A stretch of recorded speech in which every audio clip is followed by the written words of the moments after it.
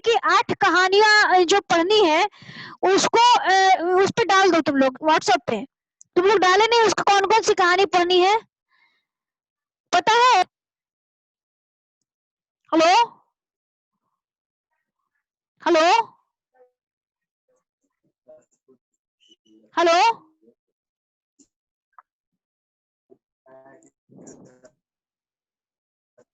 Hello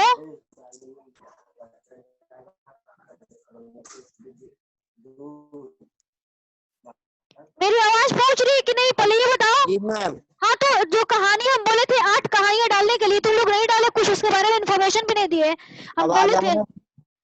हाँ hello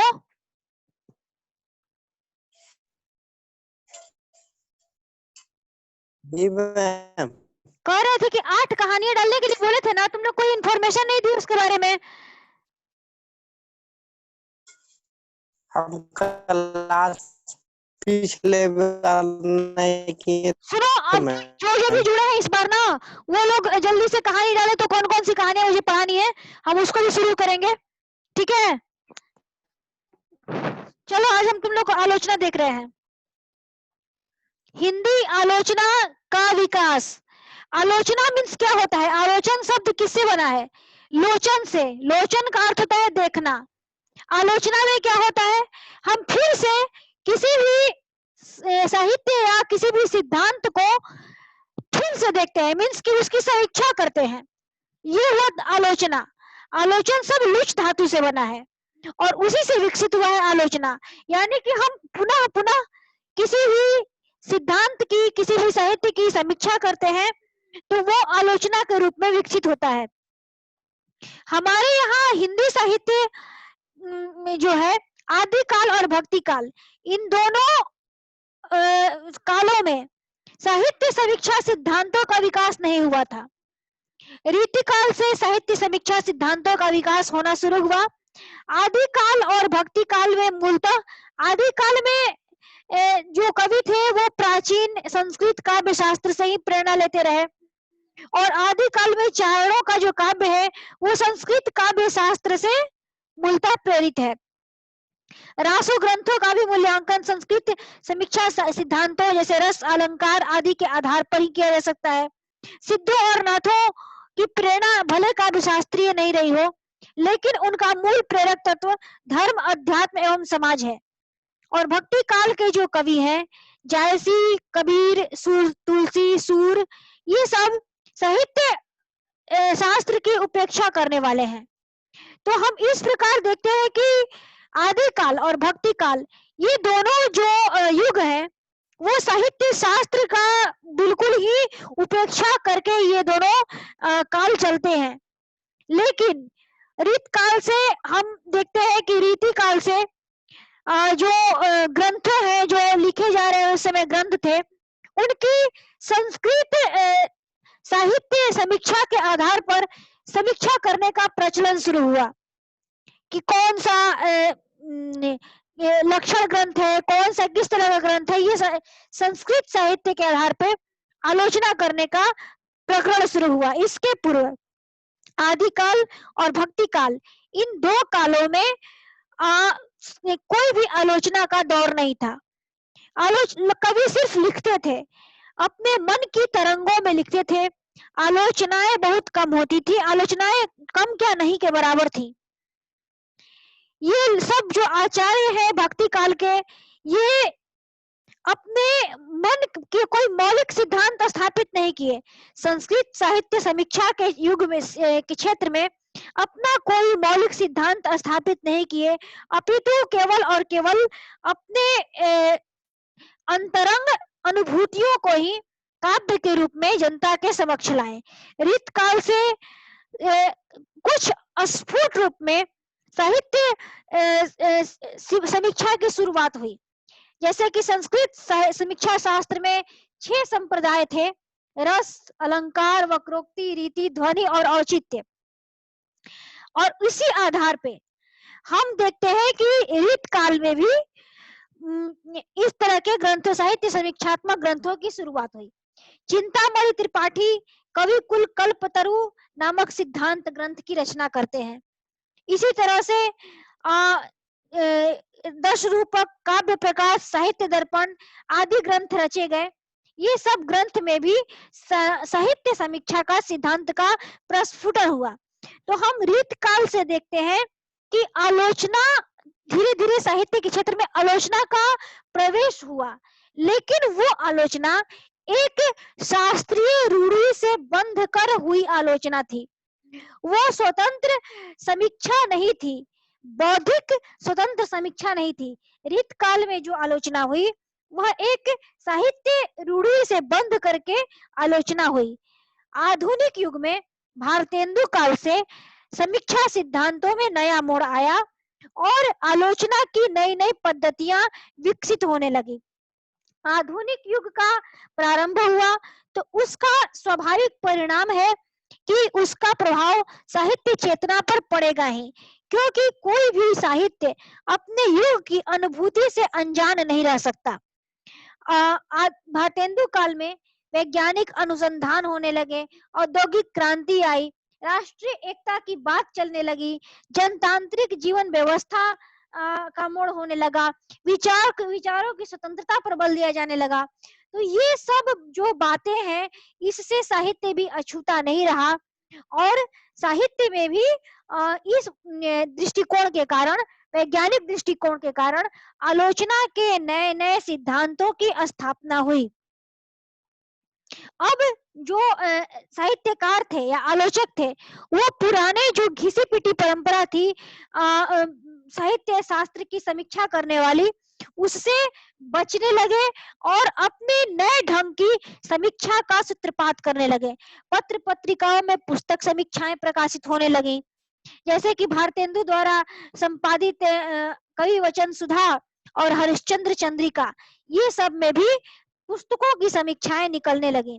Bharatendu युग के जो और भी पत्र थे, जैसे हिंदी प्रदीप, भारत मित्र, ब्राह्मण, आनंद कादम्बिनी, इन सब में भी पुस्तकों की समीक्षाएं निकलने लगी। इसका परिणाम यह हुआ कि आलोचना का सूत्रपात हुआ, यही से आलोचना का सूत्रपात होने लगा। पुस्तक समीक्षा निकलने के साथ ही आलोचना का विकास धीरे धीरे होने लगा। भारतेंदु ने खुद एक नाटक शीर्षक से नाटक की आलोचना की है। तो इस तरह से हम देखते हैं कि इस युग में आलोचना का सूत्रपात हो गया।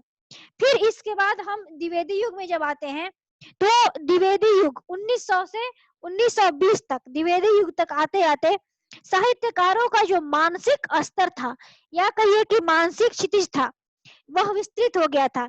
साहित्यकार अंग्रेजी साहित्य से परिचित हो गए थे, उन्हें संस्कृत साहित्य का भी ज्ञान था। इसके अलावा बंगला, मराठी, गुजराती आदि भारतीय भाषाओं से भी साहित्यकार परिचित होने लगे थे। पत्र पत्रिकाओं का प्रकाशन अधिक होने लगा था और उनमें स्थायित्व आ गया था।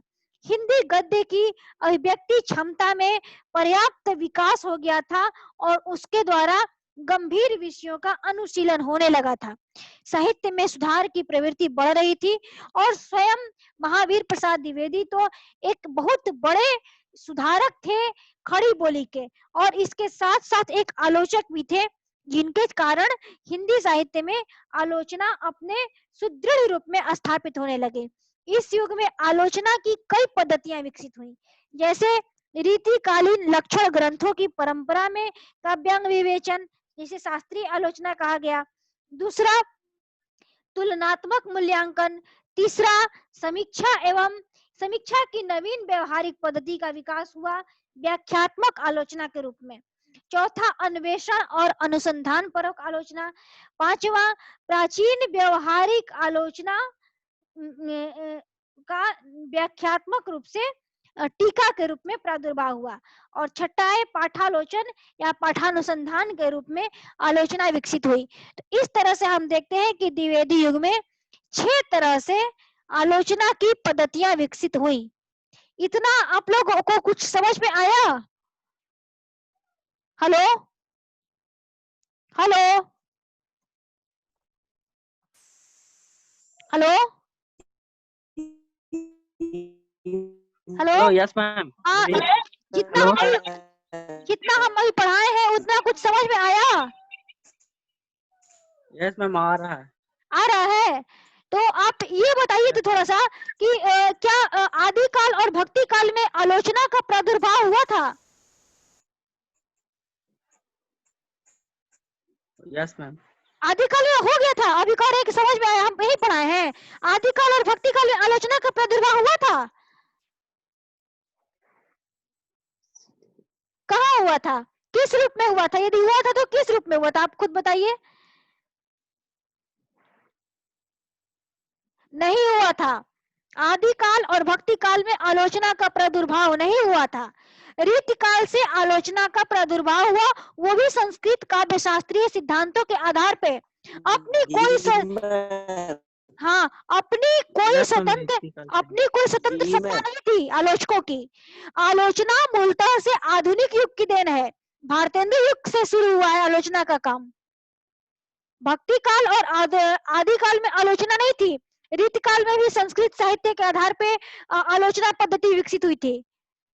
जिस रूप में हम आज आलोचना को जानते हैं वह आधुनिक युग की देन है। ठीक है। तो द्विवेदी युग में यस मैम। द्विवेदी युग में 6 तरह से आलोचना प्रचलित हुई। 6 तरह से आलोचना के प्रकार बने। हम एक बार फिर बोल रहे हैं, आप ध्यान से सुनिए, हो सके तो इसको नोट कर लीजिए। शास्त्रीय आलोचना, दूसरा तुलनात्मक आलोचना, तीसरा समीक्षा की नवीन व्यवहारिक पद्धति का विकास या व्याख्यात्मक आलोचना, चौथा अन्वेषण एवं अनुसंधान परक आलोचना, पांचवा प्राचीन व्यवहारिक आलोचना का अभिनव रूप व्याख्यात्मक टीकाएं, और छठा पाठालोचन एवं पाठानुसंधान। ये द्विवेदी युग में जाकर के आलोचना के इतने सारे प्रकार बने, इतने सारे रूपों में जो साहित्य की समीक्षा थी वो होने लगी। इस युग में भी शास्त्रीय आलोचना हुई। रीति कालीन लक्षण ग्रंथों की परंपरा का पालन करते हुए अनेक समीक्षकों ने काव्य शास्त्रीय ग्रंथों की रचना की, जिसमें प्रताप नारायण सिंह का रस कुसुमाकर, जगन्नाथ भानु का काव्य प्रभाकर, लाला भगवान दीन की अलंकार मंजूषा, सीताराम शास्त्री का साहित्य सिद्धांत। इस तरह से बहुत सारे शास्त्रीय आलोचना का प्रारंभ हुआ भारतेंदु युग में भी। लेकिन इसके अलावा जो शास्त्रीय समीक्षा थी उसमें कुछ नई नई बातों का, नई नई साहित्य सिद्धांतों की स्थापना हुई। जैसे कि उस समय महावीर प्रसाद द्विवेदी जो थे वो रसज्ञ एक लिखते हैं किताब रसज्ञ रंजन। इसमें इन्होंने लिखा है कि चींटी से लेकर हाथी पर्यंत पशु, भिक्षुक से लेकर राजा पर्यंत मनुष्य, बिंदु से लेकर समुद्र पर्यंत जल, अनंत आकाश, अनंत पृथ्वी, अनंत पर्वत, सभी पर कविता हो सकती है। यह एक इन्होंने सिद्धांत दिया, साहित्य समीक्षा का एक सिद्धांत दिया, और इन्होंने नया नया ढंग से साहित्य समीक्षा को स्थापित करने का प्रयास किया। महावीर प्रसाद द्विवेदी ने आलोचना के क्षेत्र में भी समन्वयवादी दृष्टिकोण को अपनाया। इस युग में जो आलोचक थे वो पाश्चात्य यानी कि विदेशों की आलोचना और प्राच्य यानी कि हमारे देश की आलोचना पद्धति, इन दोनों आलोचना पद्धतियों से मिल करके अपनी साहित्य समीक्षा का प्रादुर्भाव करने लगे। ये लोग अंग्रेजी साहित्य से भी परिचित हुए। उस अंग्रेजी साहित्य में भी आलोचना की नई नई पद्धति विकसित हो रही थी, निबंध लिखा जा रहा था नए ढंग से। तो हमारे जो साहित्यकार हैं वो विदेशों के साहित्य से परिचित हुए, रूसी साहित्य से परिचित हुए, अंग्रेजी के साहित्य से परिचित हुए, जर्मन के साहित्य से परिचित हुए। तो उस साहित्य में, उन सब साहित्य में भी जिस तरह का साहित्य रचा जा रहा था उससे हमारे साहित्यकार परिचित होना शुरू हो गए, और जिसका परिणाम ये हुआ कि हम भी पाश्चात्य और प्राच्य दोनों तरह के आलोचना सिद्धांतों को अपना करके साहित्य की समीक्षा करने लगे। अब देखिए नए समीक्षा सिद्धांतों की स्थापना में आचार्य रामचंद्र शुक्ल का योगदान बहुत महत्वपूर्ण है। इन्होंने चिंतामणि भाग 1 और भाग 2 निबंध है इनका, लेकिन इसमें इस निबंध ग्रंथ में इन्होंने कुछ मौलिक सिद्धांतों की भी स्थापना की। इन्होंने कहा कि काव्य को क्या कहा, काव्य सिर्फ कविता मनोरंजन की वस्तु नहीं है। कविता को इन्होंने आचार्य रामचंद्र शुक्ल ने मनोरंजन के क्षेत्र से ऊपर उठा करके ज्ञान के क्षेत्र में प्रतिष्ठित किया।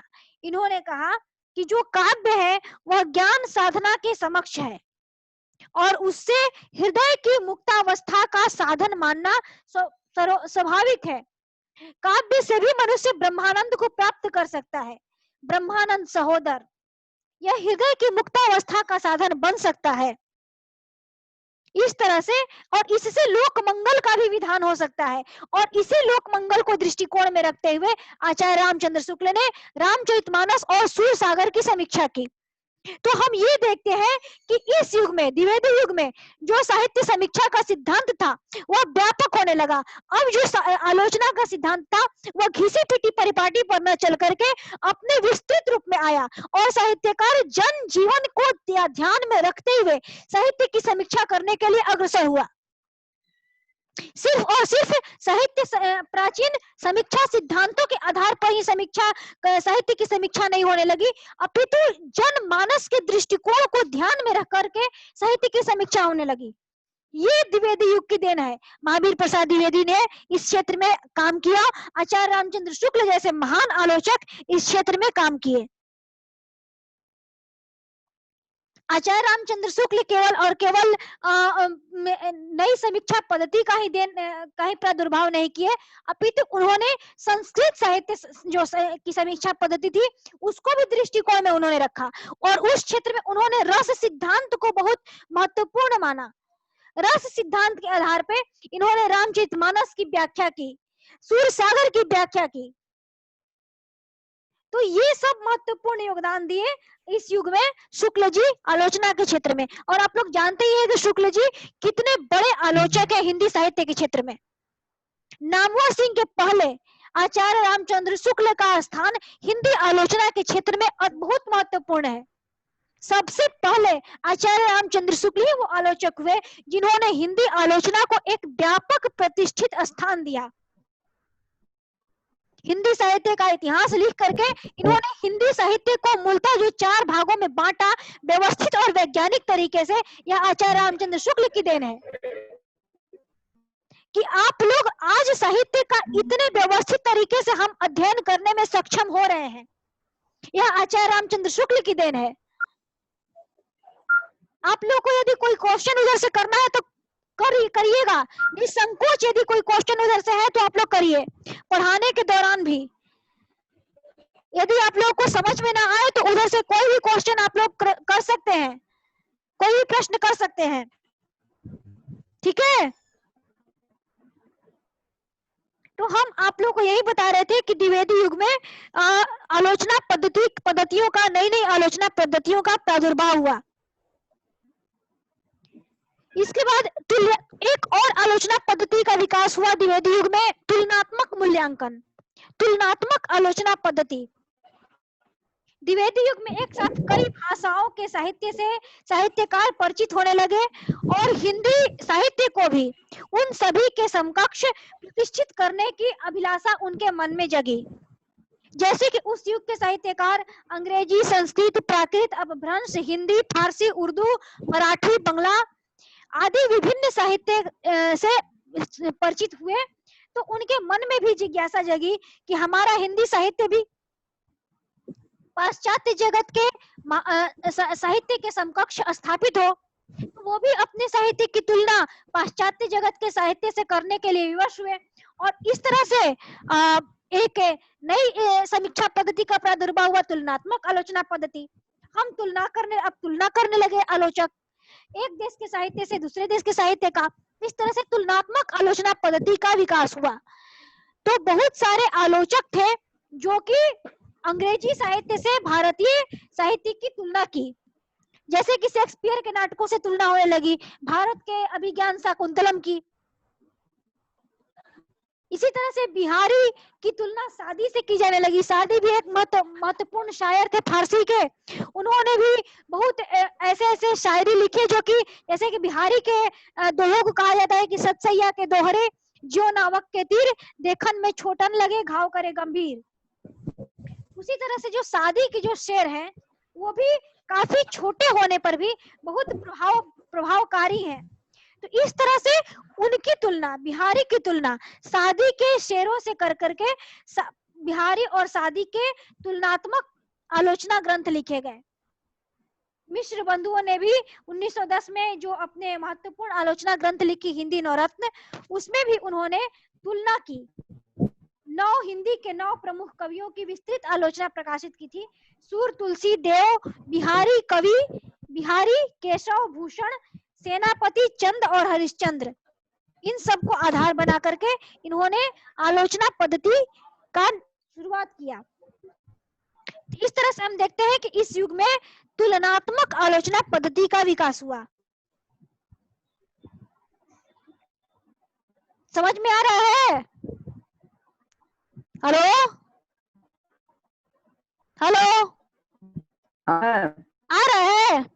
हाँ मैम। हाँ तो बताओ तो जरा सा कि हाँ आवाज आ रहा है, पूछ रहे कि समझ में आ रहा है, ये पूछ रहे हैं ना। बोलो तो युग में कौन कौन सी आलोचना पद्धति विकसित हुई? एक दो आलोचना पद्धतियों का नाम बताओ तो, बताओ। हेलो बताओ। द्विवेदी युग में हमने अभी पढ़ाया ना कि 6 आलोचना पद्धतियों का विकास हुआ, तो उसमें से एक दो भी आलोचना पद्धति याद है? हेलो बोलो।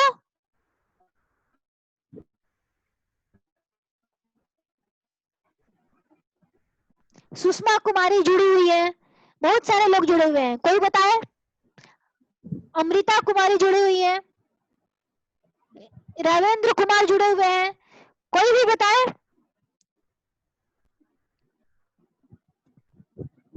हेलो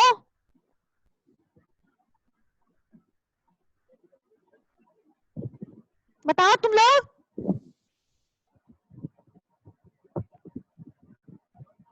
आवाज मेरी पहुंच रही है ना? सुषमा,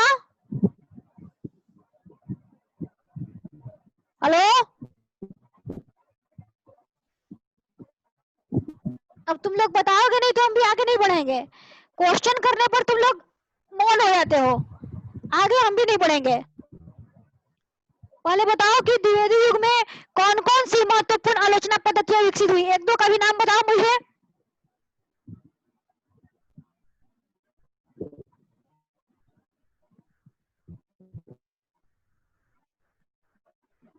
हेलो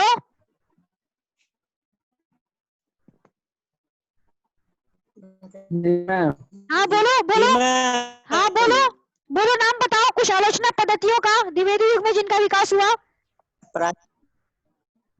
बोलो बोलो, प्राचीन था एक ठो नाम। हाँ बोलो बोलो। प्राचीन और प्राचीन और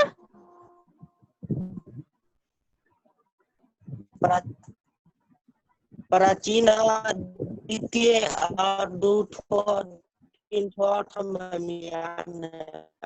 हम तुम लोग को बोलते हैं ना कि जब हम पढ़ाते हैं तो कॉपी और पेन लेकर बैठा करो, जब इधर से मैं पढ़ाऊं तो उधर तुम लोग नोट करो, नहीं तो सब भूल जाओगे, कुछ याद नहीं रहेगा। उधर कॉपी और पेन लेकर बैठा करो, ठीक है?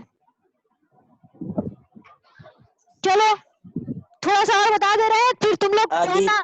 क्या क्या हुआ? क्या हुआ?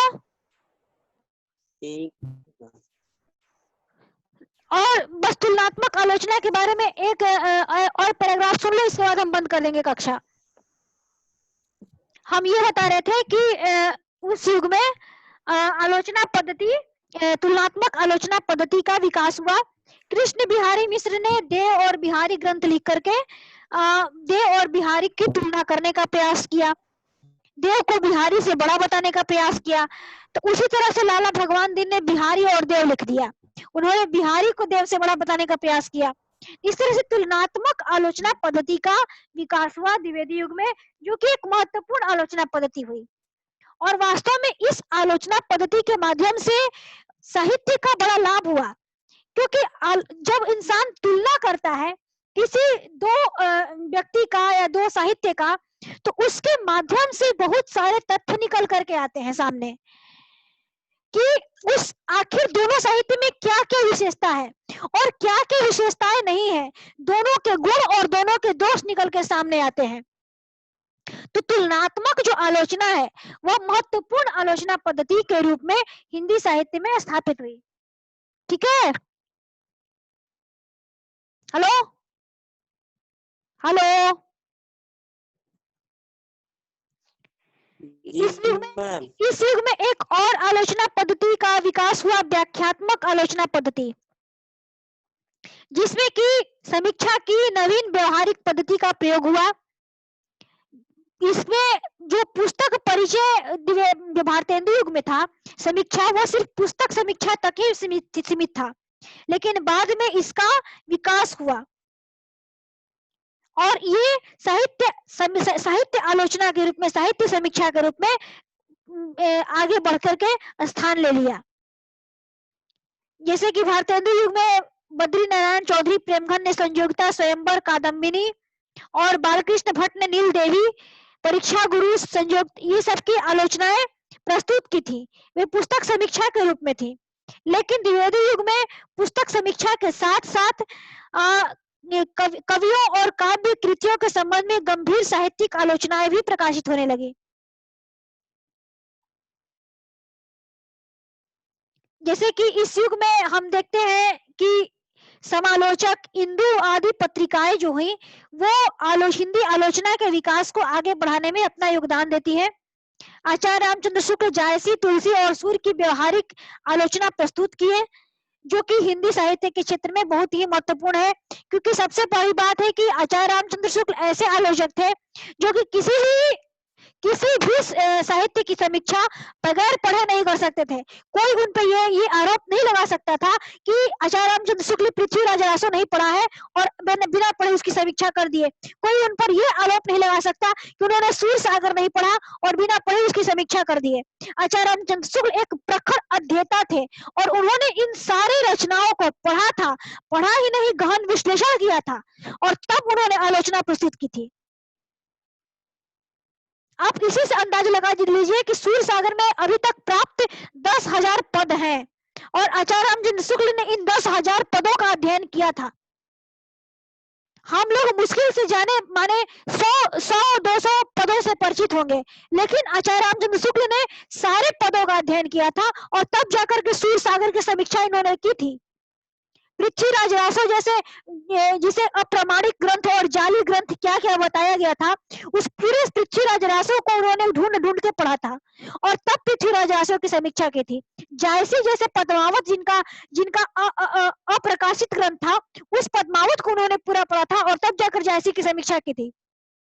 आप इसी से अंदाज लगा लीजिए कि आचार्य रामचंद्र शुक्ल कितने बड़े अध्येता रहे होंगे कि इन्होंने इन सारी रचनाओं का अध्ययन करके उसका सटीक विश्लेषण किया और हिंदी साहित्य को एक मानदंड दिया, एक स्थापित आधार स्तंभ दिया कि हाँ, अब ये एक लाइट है। आचार्य रामचंद्र शुक्ल की जो आलोचना पद्धति है वो हिंदी साहित्य के क्षेत्र में एक महत्वपूर्ण प्रकाश स्तंभ है, ऊपर जलने वाला लाइट, जिसे देख करके और बाकी के लोग आगे बढ़ सकते हैं। तो आचार्य रामचंद्र शुक्ल का चूंकि अध्ययन बहुत गंभीर था, इसलिए इसको हम लोग इनकी आलोचना पद्धति को नजरअंदाज करके आगे नहीं बढ़ सकते। यदि आलोचना का हम लोग पढ़ेंगे तो आचार्य रामचंद्र शुक्ल का नाम लेना और उनकी समीक्षा पद्धति का अध्ययन करना अपरिहार्य है। ये इतने बड़े अध्येता थे, हम लोग आप लोगों को कई बार चर्चा की, इतने बड़े अध्येता थे कि इनके चेहरे पर मुस्कान तक नहीं दिखती थी। हंसी इनके चेहरे पर दिख जाए तो समझ लीजिए गुलर का फूल दिख गया। वो हंसते ही नहीं थे, इतने गंभीर प्रकृति के इंसान थे। तो ये सारी बातें हैं जो कि आलोचना के क्षेत्र में हिंदी साहित्य में आई। समझ गए? अब आप लोग को ज्यादा आप नहीं पढ़ाएंगे, नहीं तो पेट का पानी अपच हो जाएगा। आप लोग इतना ही नहीं समझ पा रहे हैं, पूछने पर कोई जवाब नहीं मिलता है। हेलो हेलो, हाँ मैम, हाँ मैम। अब आप लोग को पढ़ाएंगे नहीं, आज हम आप लोग की कक्षा यहीं पे समाप्त करेंगे, ठीक है? जो अगला क्लास के अगला कितने क्लास तारीख होगा मैम? जब अगला घंटी आएगा तब होगा। अभी तो शायद 15 अगस्त पड़ जाएगा, 15 अगस्त के बाद वाले मिलेंगे। एक चीज और सुनिए, आप लोग अगली बार हिंदी कहानी जो पढ़ना है, 8 हिंदी कहानियां पढ़नी है ना, हमको पढ़ाना है, उस सबको लेकर के आइएगा या फिर व्हाट्सएप पे डाल दीजिएगा कि कौन कौन सी कहानी आप लोग को पढ़ानी है। हम सोच रहे हैं कि कुछ कहानियों को भी पढ़ा दें, उसके बाद आलोचना के क्षेत्र में आएंगे, ठीक है? ठीक है मैम पूरा लिंक एक बार पूरा लिंक डाल दीजिएगा तो मैम। क्या? पूरा लिंक डाल दीजिएगा, साइट जो होता है पूरा डाल दीजिएगा, इस पर जल्दी खुल नहीं पाता है। पूरा लिंक डाल देंगे, हम समझ नहीं पाए। चलिए आप लोग आज की कक्षा समाप्त करते हैं, फिर जो भी होगा व्हाट्सएप पे लिखिएगा, समझ जाएंगे, व्हाट्सएप पे भेजिएगा, ठीक है?